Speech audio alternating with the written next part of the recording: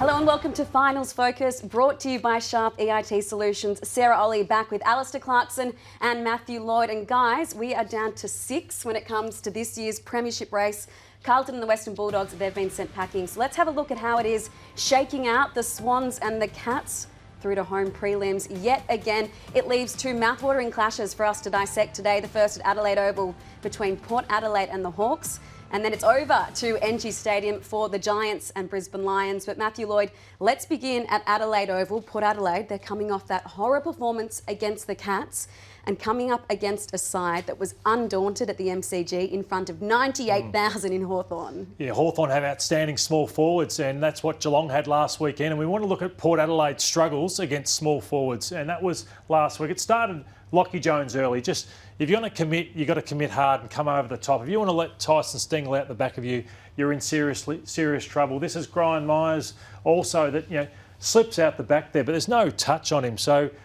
And obviously they've got Stengel, Myers, Close, Manor, Henry. So they've got 5 high-quality small forwards. I wanted to ask you, Clarko, in regards to this, how do you play small forwards? Do you go up with them? Do you sit back and catch them on the way through?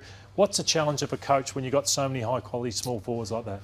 Well, the significant challenge that Ken's got is 2 of his best rebounding backs in Farrell and Houston are out of their side at the present time. So it'll be up to the Port Adelaide side and coaching staff in particular to say, are we better off to try to defend them right high up the ground or leave one of them back to absorb anyone that spits? Because Geelong are really, really good, and as Hawthorn are too, at being able to get up the ground and then race back to goal really, really quickly. And if you get mesmerised by the ball when you're up high, then they'll have the extra number forward of the footy, and we saw that with the Cats last week, and they're going to probably get a little bit of the same this week against Hawthorn. Well, exactly. There's so many small forwards to contend to when it comes to the Hawks as well, Lloydie. There is. They're in Dylan Moore, All-Australian, so we know what he's doing. Connor McDonald has been a revelation for Hawthorn this year. You've got Jack Ginnivan, who's super smart with the way he plays the game, and then the Wizard Watson, who had his career best game kicking 4 goals. So I want to ask you, how many smalls is the go? I even look at Sydney, and they've got Papley. Is that enough?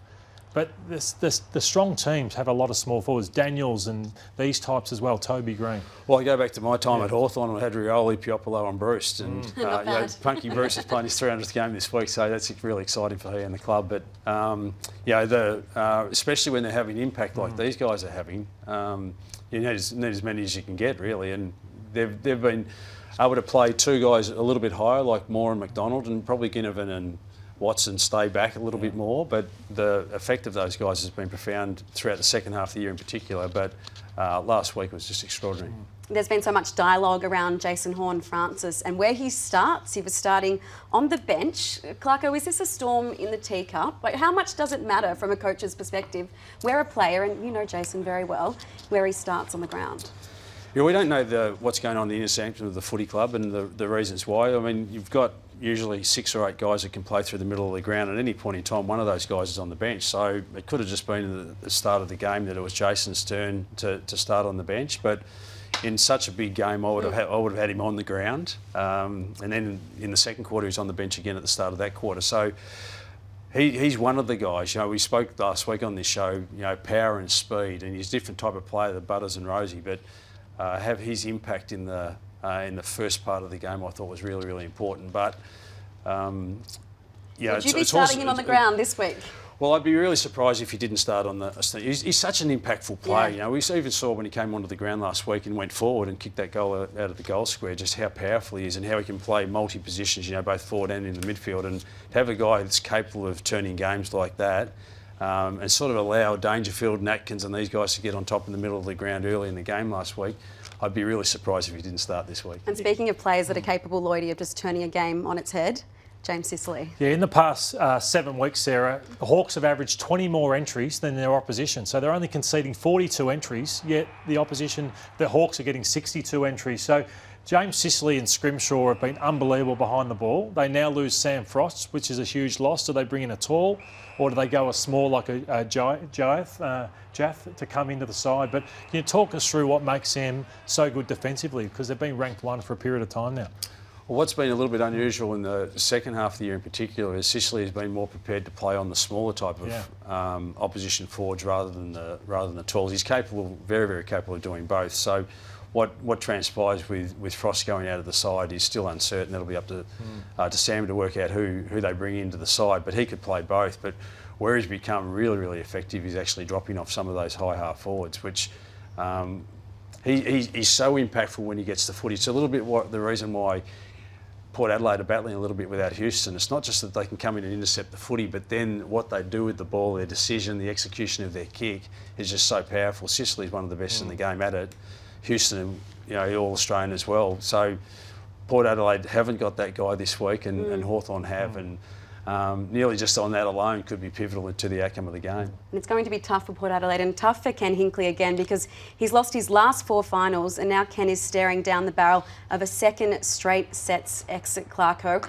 I mean, this is a coach who has had so much success during the home and away season. It's been in September where he's struggled. He's never made a grand final, and this year he was booed by his own supporter group. Do you have empathy for Ken?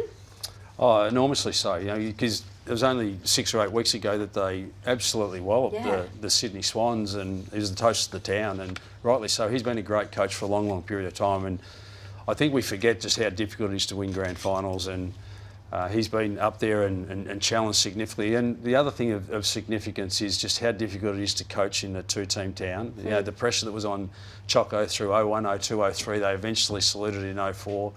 This guy's been a great coach for the Port Adelaide club for the best part of the last 10 years or longer, and I just hope for his sake that they perform really, really well, and much better than what they performed last week, to give his side some credibility and get himself back on track in terms of the pressure that's been applied. But the pressure that's applied externally would probably be nowhere near as much the pressure that he applies on himself internally. He knows the clock's ticking in terms of an opportunity to play in a grand final and win a flag.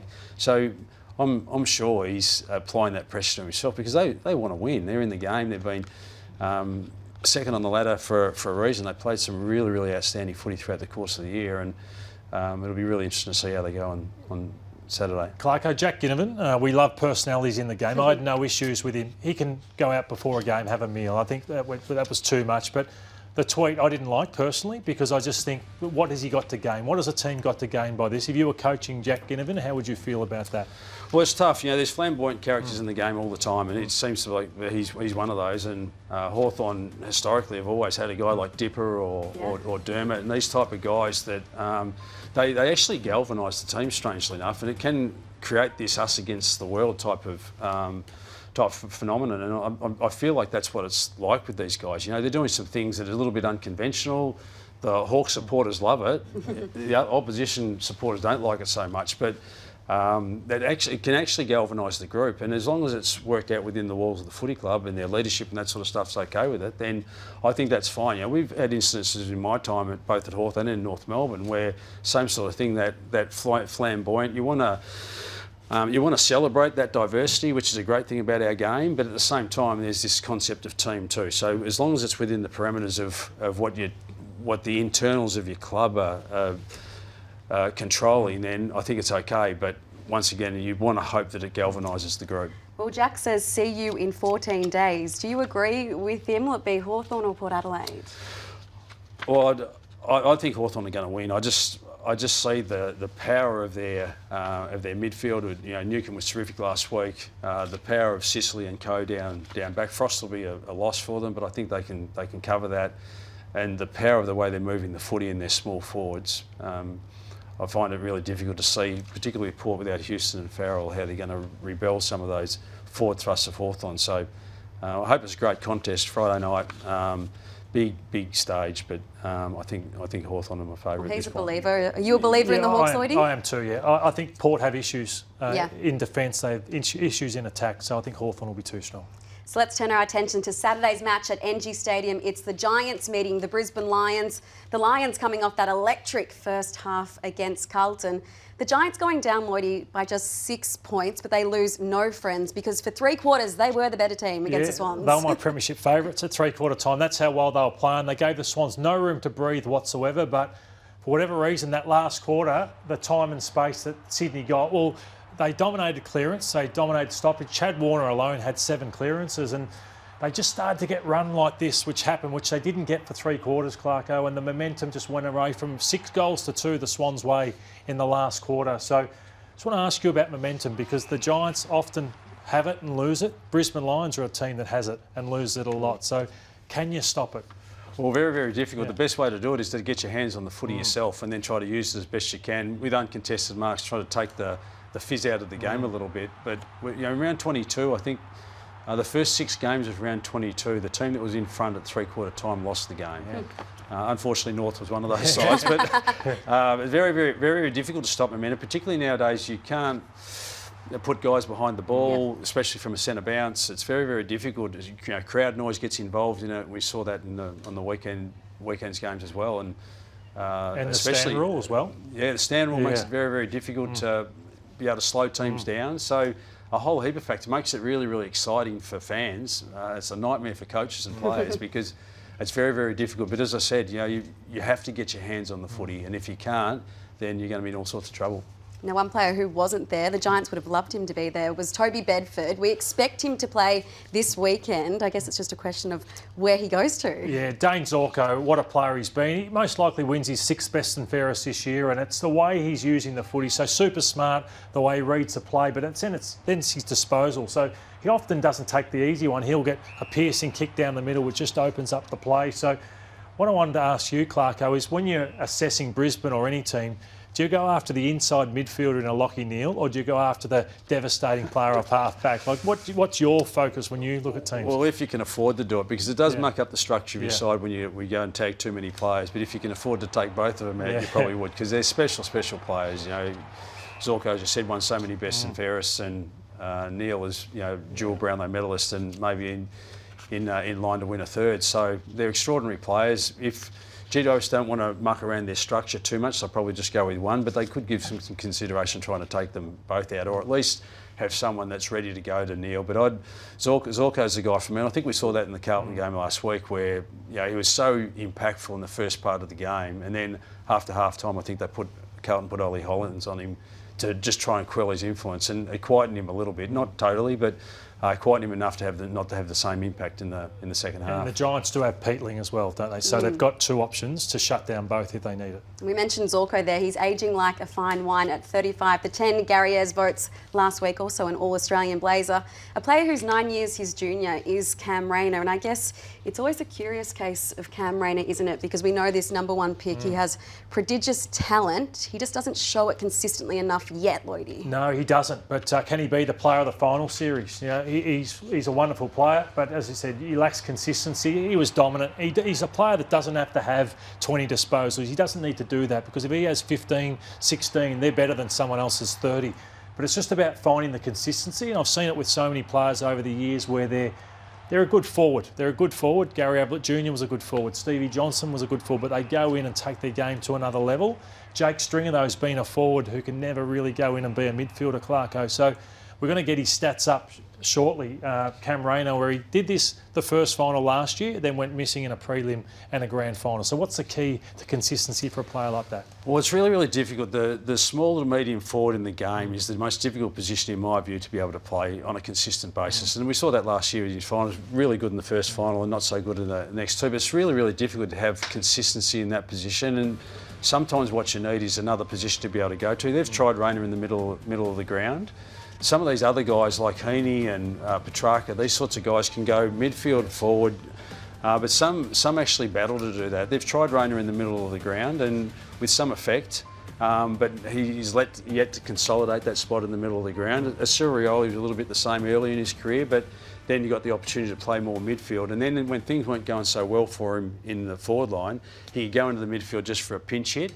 I think to get the best result for a Cam Rayner, it's just like, can he mature into that type of player that can play both positions and have strong impact in both? And then I think we won't be making judgments on him about his lack of impact just as that small, medium forward.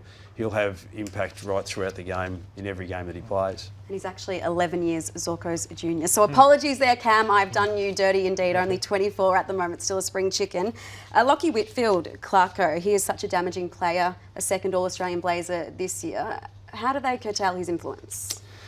Well, he's another player, just like Zorko, that'll have, stellar impact from the back end of the ground if you let him free. And last week Jordan didn't absolutely quell his influence, but certainly from what GWS would have liked in terms of his bounce from the back end. You know, he had 24 or 25 touches. I think some of those came from kick-ins, but if you're sort of keeping Whitfield to 15 touches from the back end of the ground, you're pretty happy with that. So I'd reckon that someone maybe like an Archie, I think Archie's done those sorts of roles for Brisbane in the past, and a little bit unheralded his impact on the Brisbane side, but I think he'll be one that they'd look to try and quell the influence of Whitfield. Clarko, you lost the grand final to Sydney when a lot of ball went through Buddy Franklin, and a year later you actually had Luke McFarlane went to Buddy, and he played a different sort of role, and you go on and win the premiership without him having a big influence.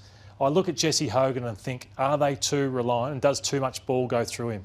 Can you talk through when a player draws the footy as much as Jesse Hogan does, and can it be a problem at times? It can be, without a doubt, and I think the Bud phenomenon at Hawthorn and indeed at Sydney was real. And if you can spread the load of goal kickers and guys that can have influence in that part of the ground, it can be really important for you. I haven't seen it to the same level, to be fair, with Hogan.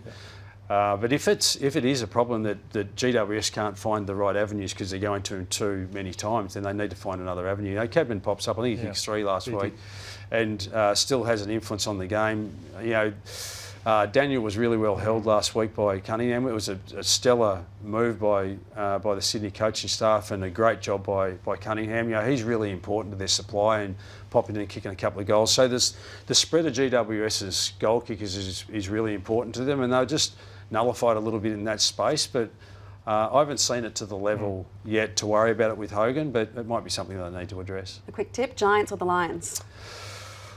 Well, I think if the Giants can do what they did last week to Sydney and quell their ball movement, then I think it's going to be really, really tough for the Lions. But they've got such a high-quality midfield that if they can get the supply and get it into their front end of the ground, they're going to be really tough to beat. I'd love the Lions to win because I'm so close to Fags and hope he does really, really well, but it's going to be really, really difficult against the Giants on their home deck.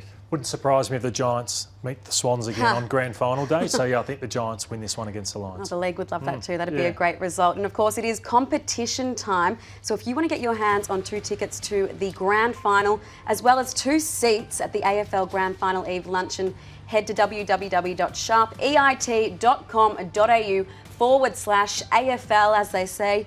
You've got to be in it to win it. But thank you so much for joining us on the latest episode of Finals Focus. We'll see you again next week. Until then, enjoy the footy.